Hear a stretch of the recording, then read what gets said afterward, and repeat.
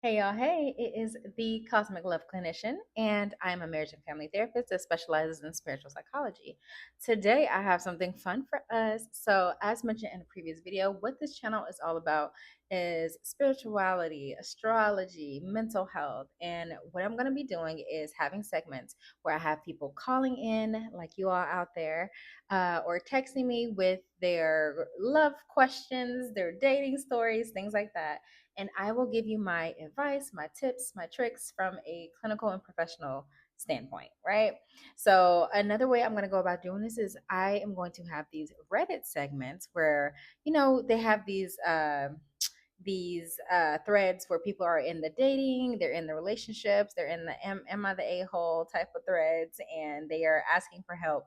So I'm going to read some and tell y'all what I think about their situations, because I feel like a lot of these people are going through very similar things. I just feel like we are all having the same collective experience on a lot of different things. So I would like to go down to see what some of these people said, and I will give y'all my professional opinion on what I think. So, all right. So, I am just going to go through and I'm going to just find some random ones. So, I haven't even looked at any of these. I'm just going to read some headlines, see what looks interesting, and we will go over it together.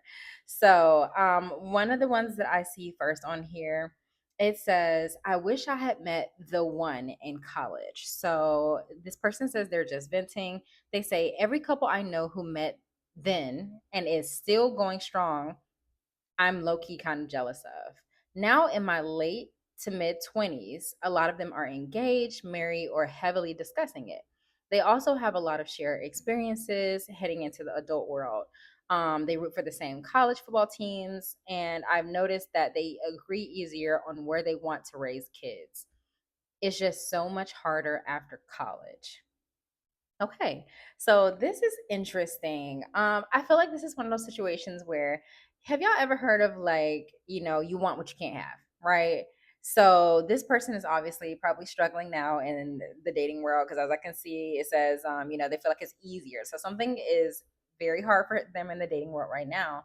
But I will just say that does not mean that it will be easy if you would have met your person any earlier. So to me, in my opinion, like I said, you want what you can't have, because even if you, let's just say you did meet your person back in college, then you'll probably be like, oh, you know what? I don't know about this. Like now, like maybe you'll be one of those people looking back like, oh, I don't know if I should have got married so soon. And you know what? That makes me think about it. I saw this post on Instagram.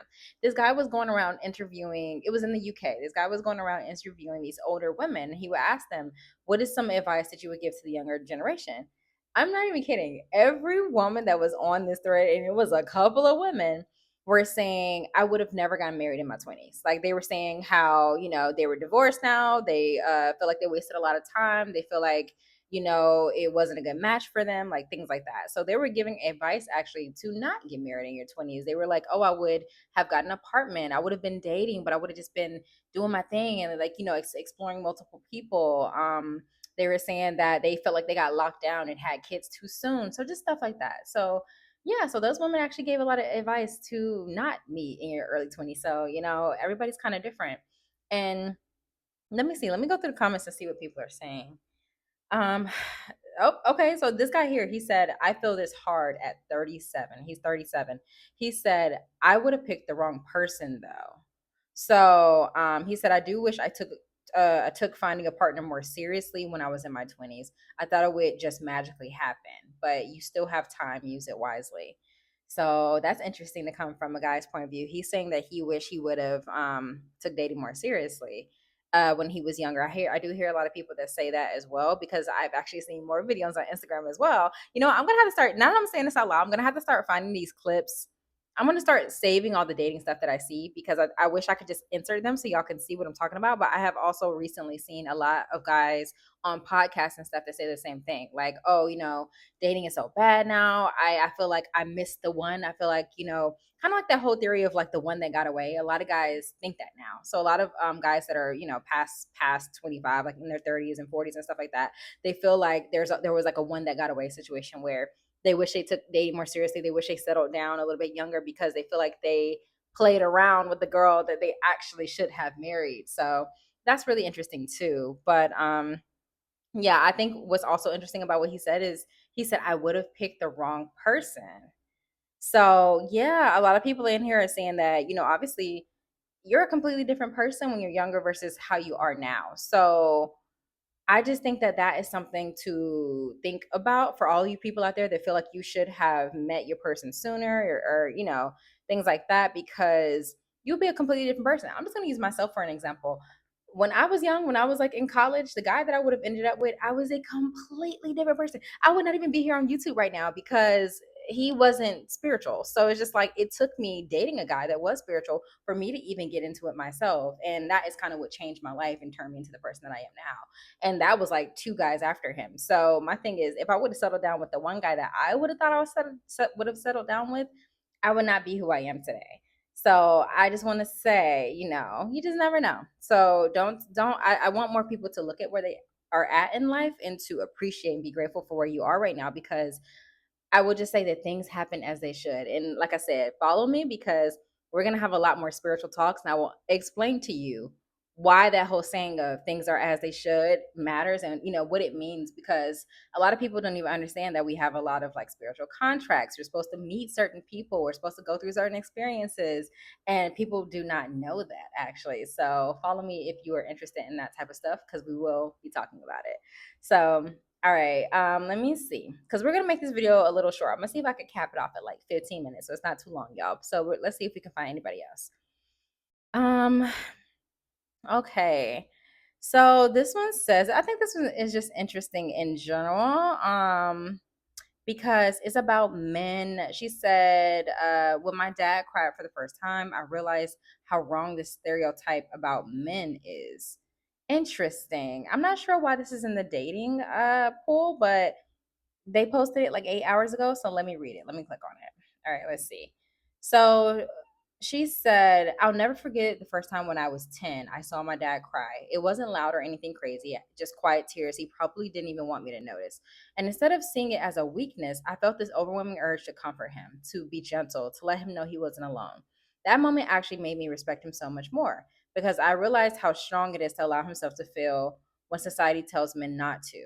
I've just never understood this. I constantly see men online saying things like women don't want men who cry, and if a guy shows emotion, he'll get rejected. But in my experience, it's the complete opposite. To me, the strongest thing a man can do is show his emotions. Society pushes them to bury everything, to man up, and to stay silent. So when they actually choose to be vulnerable, it makes me feel closer than ever. The moment I sense a man hurting or feeling, whether it's my dad, my brother, a partner, or a friend, I tune in more. I become gentler, more intentional, more caring. I actively try to make sure he knows his emotions matter, that he's understood, and that he's fully loved in that space. So whenever I hear the narrative that women don't want emotional men, honestly, it couldn't be further from the truth. Vulnerability doesn't kill respect, it builds trust. It makes me lean in, not step away. Men deserve better. I think that's super sweet. That is so, so true. This person actually summed this up very well. So I guess it's in the dating column because of what she's saying here about, like, society pushes men to bury things down. And so, she says she's seen a lot of posts where people say women don't want men who cry, or if a guy shows emotion, he'll get rejected. So, men, I just want to say, I know a lot of guys do feel like this. This is a constant thing. So I know the post that she's talking about because I've seen the same type of post. Let me just say, social media is so it's kind of like one of those, you can't live with it, you can't live without it type of thing. Social media does so much good, but it does so much harm at the same time, because a lot of people do engage in like groupthink, and and when I say groupthink, it is like the process of people not having their own thought process. They see the trends, they see the stereotypes, they just lean into what they're seeing others doing. Is very dependent. It's easy, it helps people to fit in. It's groupthink is not the best thing to be doing. We all want to have our own individual perspective. So I love that this girl shared, and she's like, no, I actually love when men cry because it makes me feel closer to them. So I just want to say out there, men that are watching this, there are women that do like that. And I think just as a whole in society, we do need to allow men to the space to release, because, and when I say release, I mean like really, our body stores so much trauma and so much tension all the time. And I get it, men have this testosterone and it's supposed to be easy for them to manage their emotions. However, we should be creating a space where they feel safe enough to uh to be vulnerable, right? So I think it's a balance. We all have this masculine and this feminine energy in all of us that we need to have, a good balance of. So I don't really believe, I'm not one of those type of people that's like, oh, women are feminine, so they need to be all feminine. That means they need to be doing all the womanly things, whatever that means. They could be, everybody got a different view of what women's supposed to be doing in the kitchen, taking care of kids and blah blah blah. But then, they say men are just like, men have testosterone, they're supposed to be doing all these manly things. To a certain extent, I get this. I totally get it, right? Because just in terms of how our biology is set up, I get it. But like I said, we all do have masculine and feminine energy inside of us. So I think that it would really benefit men and allow them to even be more receptive to the type of trauma that they have, because I think that's my issue with men not crying. To me, because our bodies store so much tension and energy, we have to get it out some way. And sometimes tears are that thing. I think people really fail to like remember that we are emotional creatures as humans. We are naturally emotional creatures. All if for anybody that has seen the movie like Inside Out, right? It shows you every single emotion and what these emotions are for. Even anger. People think that anger is a bad emotion, and there is no, we can't label emotions as good as bad or good, because they all serve a purpose. So somebody crying, babies cry. We naturally cry. It's not like you get to a specific age as a man and you're supposed to shut it off. It does not show weakness. It is a natural human tendency that we all need to do. Specifically, and if I'm speaking like mental health wise, we need that type of like somatic release to get this pent up energy out of us. So, some people, it does come out in the form of anger, and maybe they want to punch something, maybe they want to scream, maybe they, whatever it is this person needs to do. It needs to be some type of movement in the body. It needs to be some type of physical release. And sometimes that's just in the form of tears. If a person needs to cry, they really should not be holding it back for the sake of society, just because society views it as a negative, right? So, and I say this because this is one of the best ways of getting that energy out, to gain some balance, to reground ourselves. So just for the sake of men being sane, mental health wise, right? They need to cry. They need to. It's natural. It's normal. So we have to get out of this group think of this social media stuff of, men are weak and, they're babies because they cry. So now don't get me wrong. I'm gonna be real. Don't be crying all the time now, okay? that that is where I'm like, we can find something else to do, because like I said, there are other ways to get that pent up energy as well. But if something is sad, if something is frustrating, it can show in the form of tears. So women, that's where we have to come in. We have to do our part, and we have to start creating this space so that men do feel better to do these things around us. Because something else that I've kind of noticed when it comes to the dating world too is that men and women really don't know each other. Like for real, they like do not know each other. Men are very confused. Like, don't get me wrong, it's men out there that think they know the game. Like, oh, this is how you play a woman. This is how you get a woman. But it's like deep down, they do not know women. You might know how to get a woman. You might know how to get a woman to have sex with you for the night or whatever, but you don't know a woman, and vice versa. I feel like women are very confused on how to even deal with or work with men. So, we got to create these spaces more of where we can genuinely share how we're feeling and what we're thinking, so that we can get on the same accord and everybody can not be confused, right? So, I just want more women to start opening up and creating this space so that men know that it is okay. Because right now they're just on social media, and that's all they hear and see is the social media stuff of, oh, women don't like this, so they're naturally just keeping things in and keeping things closed off, because that's all they're seeing from social media. There is no proof otherwise, and they don't want to test it. They don't want to cry one around a woman and they lose somebody that they really like or something. So I want more women to open up and say things like this girl is saying, and be like, no, I appreciate men that cry. I want to open this space for y'all, and things like that. So making it very bold for them. And I'm just trying to look to see if there's any good comments. Yeah, so everybody's just saying that she's very sweet. Yeah, men are speaking from stereotypes. Because they've dealt with some bad women. Yeah. So everybody's just kind of saying the same thing. Um, some girl is well, girl, I'm not sure if this is a male or a female. Quite started point.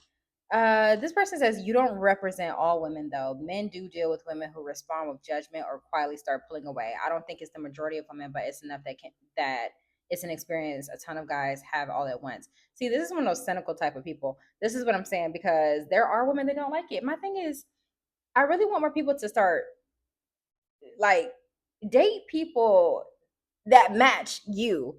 Because my thing is, if you're with a person that, if you cry, the men, if you're with a woman that if you cry, she starts to pull away, how do you feel about that? Like, really, start checking in with yourself. How do you feel about that? Are you like, dang, I feel like I can't be myself? If that's the thought, you should not be with that person. So this person here is like, oh, you don't represent all women. Men do deal with women that aren't like you, and they judge you and they pull away silently. This is a hurt person. This is a hurt person right here. But my thing is, she just proved to you that the other type of woman exists. So just because you got with a person that you might have cried or something and they silently pull away or they judge you, that shows you something, right? That shows you that maybe that girl isn't healed. Maybe that girl isn't as nurturing as she needs to be. Maybe this person just is not for you. Because, like I said, some women don't just, maybe they don't like men that cry. So I can't even judge her. I can't even say that she's not nurturing or whatever. Maybe she just don't like that. But that means that that person is not for you, because you feel that it's okay to cry. So that's another thing. I need y'all men to start checking in with yourself first. Because for something like this, do you feel okay? Do you feel okay with crying? Do you feel like that's a human emotion? So we're gonna have to learn that first, okay? So yeah. So y'all check in with yourselves. Check in with yourselves and find the people that like you. Okay? That's all I'm gonna say about that. Let me see. Somebody else said this headline is interesting, so let's just see. So obviously we're already past the 15 minutes, so let's just probably make this video 20 minutes. So this says, I think dating is only for normal people. Okay. So I'm a 21-year-old male, and my failure in dating was something I always blamed on everyone else, but now I realize it's on me. I think I am neurodivergent or autistic or something. Either way, I am not normal. I talk different and I look different and I move different and people don't like different. I'm quiet. It's not social anxiety. It's just sometimes I do not want to speak. I speak when I have something to say. I know this is a horrible trait despite not hurting or affecting anyone. This is treated as the most vile thing a human can be. I used to be a bit more optimistic in dating, but then I started meeting people. I meet people and they are so far from me that I do not know what to do. I like peace and calm, but to them, this makes me boring. But that is who I am, I guess. I think people like the excitement of chaos and conflict and arguing, but I don't. I enjoy my life, but in the back of my head, there is this desire for love and romance. I need to focus on trying to remove this from my mind and function without it.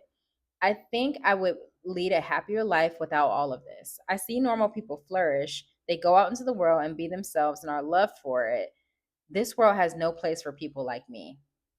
I do sometimes dream of being a normal person, but I must accept who I am and just let go of all of this.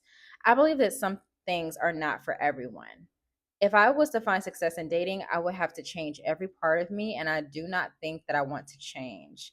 I'm a good person. I am not losing that. So normal people can keep their dating, and I'm going to find peace in the silence.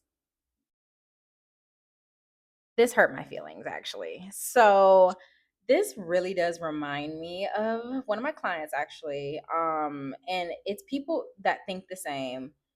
There are very much people out there that think the same. Like, I this my client also thinks that he may be autistic. You know what? That's something that's interesting about that thought, is that there are people, y'all.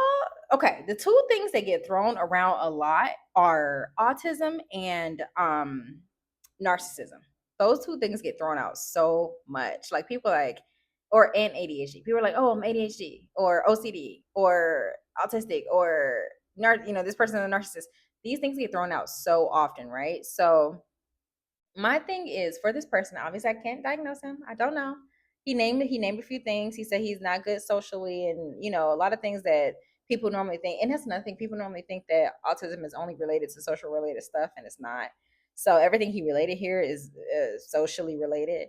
Because he didn't say anything about like the way he thought or anything like that. So yeah, can't diagnose this person. However, I will say again, I understand what he's trying to say about feeling very different. So, something that I would suggest to somebody that is in the same boat as this person is find your tribe. Because reading this, I immediately thought of two of my clients personally that I'm even working with, like I said, that think this exact same way. Exact same way. Like I'm reading this like, oh my God, did they write this? Because people, y'all don't understand how many people out there feel the way that you do, which is why I'm doing these videos, because I want more people to see that there are people out there that are just like them. So I want, for example, somebody like this to find your tribe. The advice that I would give to this type of person is if you really think that you're autistic, first off, there are online tests for that. Like there are, so if y'all want resources for stuff like that, please hit me up because I will send it to you in the comments. But there are online tests to screen for yourself. But also, I will always suggest getting a therapist. Hey, that's number one. Get a therapist, get tested. You're able to, do the assessments and all that kind of stuff with them.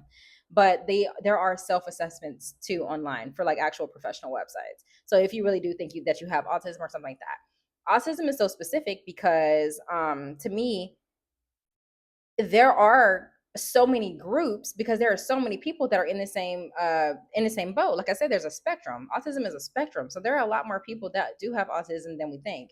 So there are a lot of groups out there. There are a lot of like online, in-person, dating groups, social groups, all that kind of stuff for people that also have autism. So for this person, if you really think you have that, try to join other resources. Like a lot of people try to fit, it's almost like trying to fit a square into a circle. Like some people, if this person knows that they are so different, they should try to meet like-minded people. People like this sometimes feel so different that they feel as if they're the only one in the world. But I just want more people to understand that there are so many people in the world. There are so many people in the world, and like I said, a lot of people are going through and feel the exact same way. So um there was something else that I'm trying to read in here because there was something else that he said that I wanted to focus on too. He said, um, yeah, and also I just want to speak to the fact of like when he was saying that, oh, a lot of people like feel like being normal or calm or not liking drama is boring. There are a lot of people out there that do think that, but I will also say, like how we were just talking about the last situation with the whole group thing. I will also say that social media has become very, what's the word? The whole thing about trends is a lot of these people are faking it.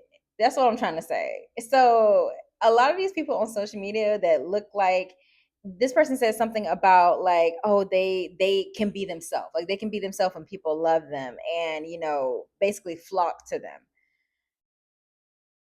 Folk be lying online, y'all. Folk be lying, okay? Like people are so sad when they turn the camera off, when they, get out of the whole social media grid and all that, they go back into their shell. People come out, they do things for social media, they turn on the charm, they meet, mix and mingle and meet friends. And because I say friends lightly because, is it really your friend if you're being a fake person to get the people? So stop looking at social media and stop. I want more people to stop judging what they're seeing on the outside. Just because it's kind of like they're saying of like all that glitters ain't gold, right? So if you're just looking at, oh, these people can be themselves and they look like they're having so much fun with their friends, but you also don't know all the like little issues that's inside their friend group.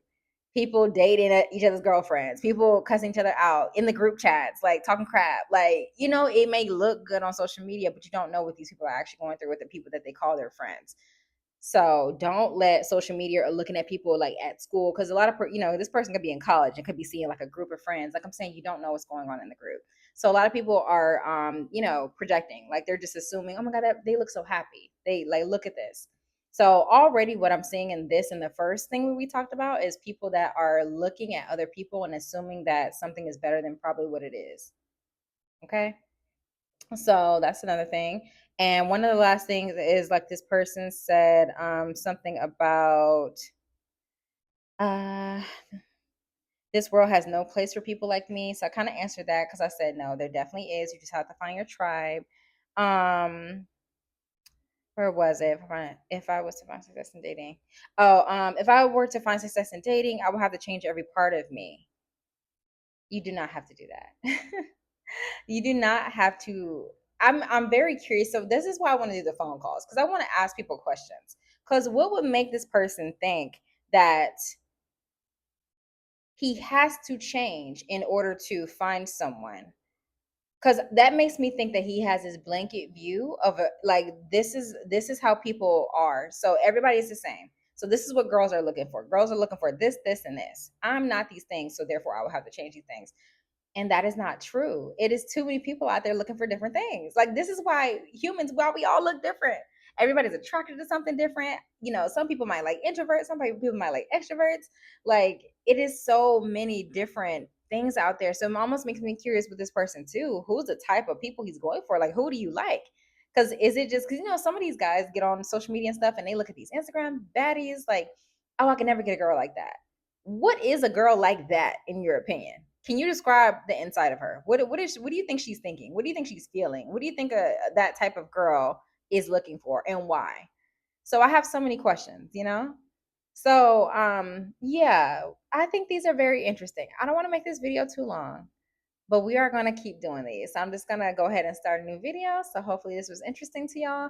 But whatever y'all think, or any questions that y'all think about these type of topics, please drop them in the comments. And like I said, if you're interested in calling me, so having a little phone call so that we can actually talk about your dating life, you can ask me a question. I could, tell you what I think. You could tell me about a crazy dating story that you just want to get out there because this is maybe somebody's gone through the same thing, or maybe you think it's so crazy that you're like what is going on. Please let me know in the comments so that we can connect. Okay. But yeah, so we're gonna keep it here for right now, y'all. But I will see you soon.